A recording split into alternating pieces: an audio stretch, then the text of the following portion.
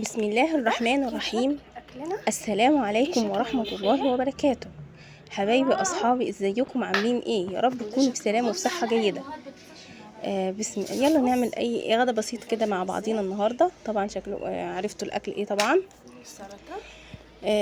اللهم صل وسلم على سيدنا محمد وعلى آل سيدنا محمد كما صليت على سيدنا إبراهيم في العالمين إنك حميد مجيد.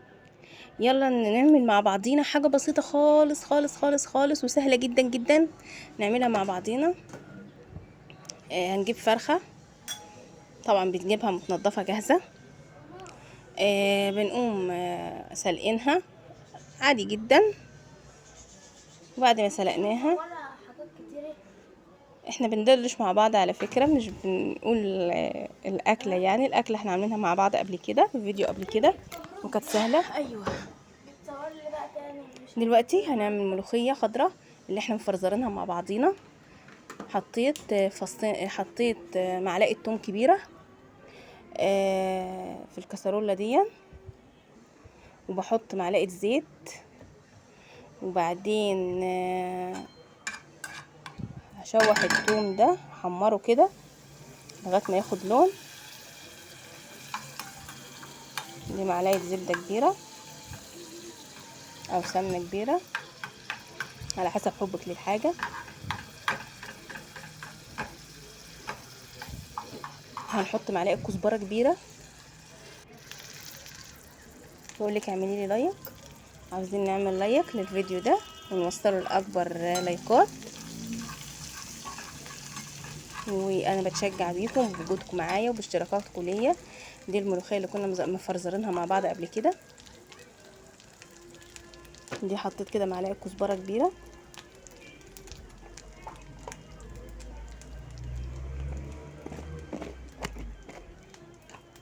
وبحط يعني طرفة كمون كده، حاجه بسيطه على المعلقه كده.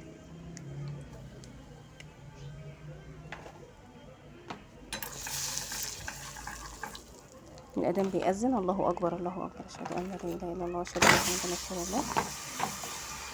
سقطت الملوخية. شوف أنا بعمل الملوخية إزاي، بتطلع طعمها جميل جدا ولذيذة جدا. مفرزرة أهي، حطيت عليها الشوربة سخنة وحطيتها مفرزرة زي ما هي، ما طلعتهاش تفك عشان خضرها ده يتنوا في الحاجة فيها، في الشوربة فيها. هطفي عنها بقى، هغطيها واطفي عنها واسيبها، وهنيجي نشوفها بعد كده. هتشوفوا شكلها ايه، لونها ايه، وجميله ازاي. ويا ريت تجربوا الحاجه وتقولوا لي رايكم، وتجربوا كده نفس ما بعمل كده بالظبط، نفس الوصفه كده. وبلاش تعملوا كتير عشان ما تقوليش لا ده هيبوظ مننا، ولا مش عارفه لسه مش عارفين الكلام صح ولا غلط ولا ايه، لا ولا كلام يوتيوب ولا ايه. لا، احنا عايزين نجرب وندوق وبعدين نتكلم ونقول رأينا في الكومنتات، عشان انا بحب اشوف رأيكم واتشرف بيكم في قناتي، واتشرف بيكم في كومنتاتي وفي معلقاتكم ليا، وارد عليكم. دلوقتي هنعمل الرز مع بعض، رز بشعرية برضك، مش حاجة صعبة يعني، حاجة سهلة جدا للبنات اللي لسه اول سنة اولى في المطبخ.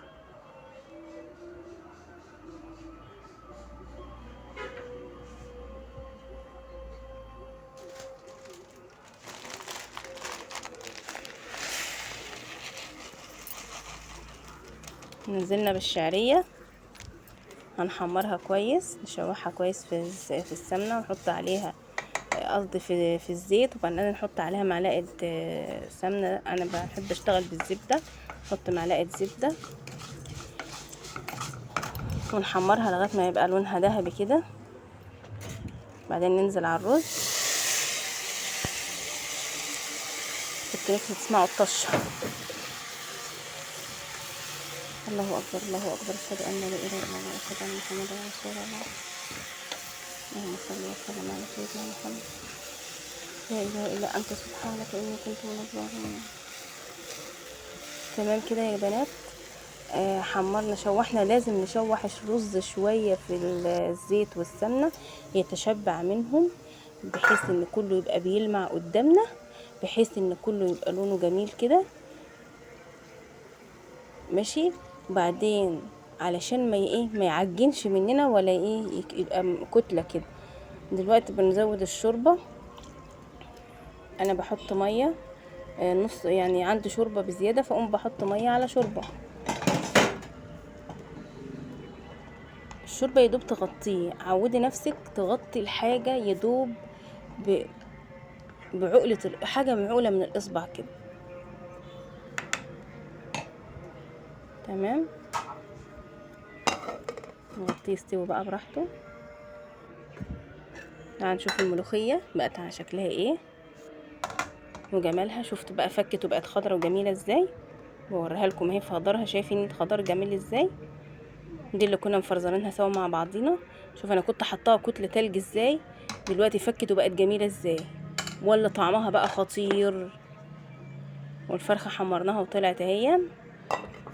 وهنشوف شكل اكلنا مع بعضينا. وبألف هنا